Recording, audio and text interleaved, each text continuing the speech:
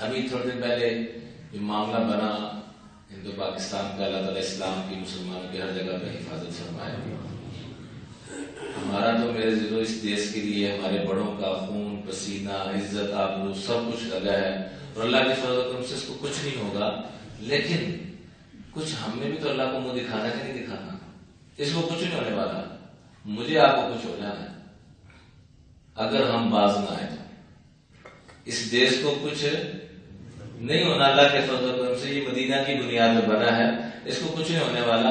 لیکن اگر ہم مدینہ کی بنیاد پہ خود نہ رہے تو ہمارا بیڑا غرق ہو جائے.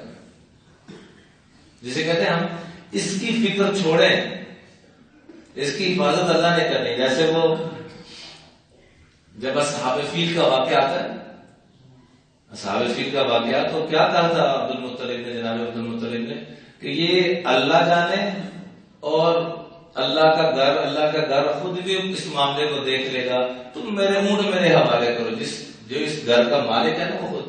ایسے ہی یہ ملک اللہ کے فضل و کرم سے کلمے کی بنیاد پہ مدینہ کی بنیاد پہ بنا. اللہ بات ہے کہ ہم نے اسی بنیاد کا بیڑا غرق کر کے ساری، ہم ہندوؤں سے تو نفرت کرتے ہیں لیکن ہندوؤں کے سارے نظام کو اپنے کلچر میں لے کے آئے ہوئے ہیں. کیا ہماری شادیاں اسلام کے مطابق ہو رہی ہیں؟ کس چیز کی نفرت کر رہے ہیں ہم؟ جس چیز کی نفرت کا حکم ہے وہ کر نہیں رہے، جس کا نہیں حکم وہ کر رہے ہیں.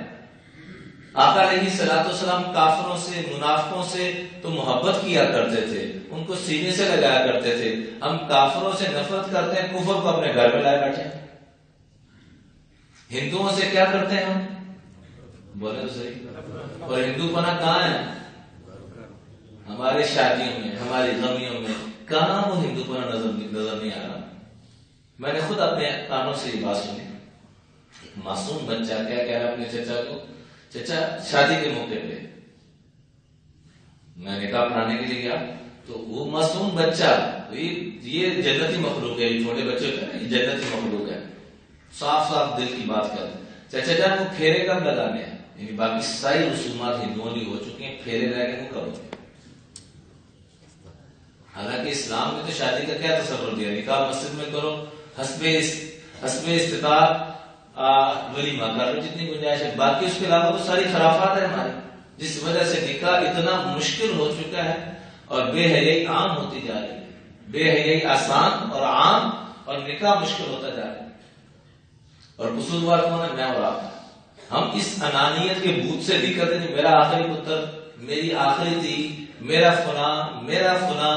تو ہندوؤں سے تو ہم نفرت کرتے ہیں لیکن ہندو پورا سارا، وہ گاندھی نے کہا تھا نا کہ ان کو چھوڑ دو، ان سے لڑائی کی کوئی ضرورت نہیں. کلچر کی لڑائی ہوتی ہے، ثقافت کی لڑائی ہوتی ہے، تہذیب کی لڑائی ہوتی ہے، تمدن کی لڑائی ہوتی ہے، وہ ساری ہم جیت چکے ہیں.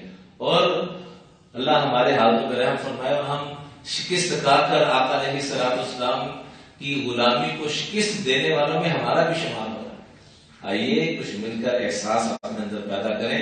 جس دیش اور جس ملک کی بنیاد میں میرے آپ کے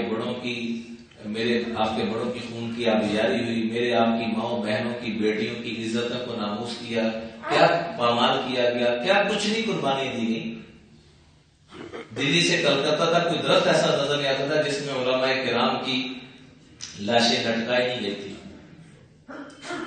آج ہم انہی علماء سے نفرت، اتنی نفرت ہمارے دلوں میں. بھائی میں 2 نمبر ہو سکتا ہوں، اس ممبر میں بیٹھا ہوں، آپ 1 نمبر علماء کرام سے محبت کریں، آپ اپنے بچوں کو 1 نمبر عالم بنائیں. کتنے یہاں بیٹھے جن کے بچے عالم ہیں؟ کیا ہم عالم بنانا پسند کرتے ہیں اپنے بچوں کو؟ بولے تو صحیح. مان لیا جی میں 2 نمبر ہوں، باقی بھی سارے، آپ 1 نمبر بنا لیں اپنے بچے کو عالم. ہمیں تو بس ایک ہی چیز ذہن میں سوال ہے کہ میرا بچہ ڈگری کیسے لے لے، پیسے کیسے کما لے، اور پھر نتیجے میں کیا دیکھ رہا ہے؟ یہی بچے گریبان پکڑ رہے میرے آپ. قرآن و حدیث کی تعلیم دلوانا تو ہم مناسب سمجھ دیں گا، بلکہ جو ہیں جن کے پاس ان کو بھی حقارت کی نگاہ سے دیکھتے ہیں. کوئی اے بخشے گئے تھے اسی بھی بخشے جاؤں گے. کیا چوکنا بولتے ہیں کہ ہم نے مولویوں کا کرنا پڑا.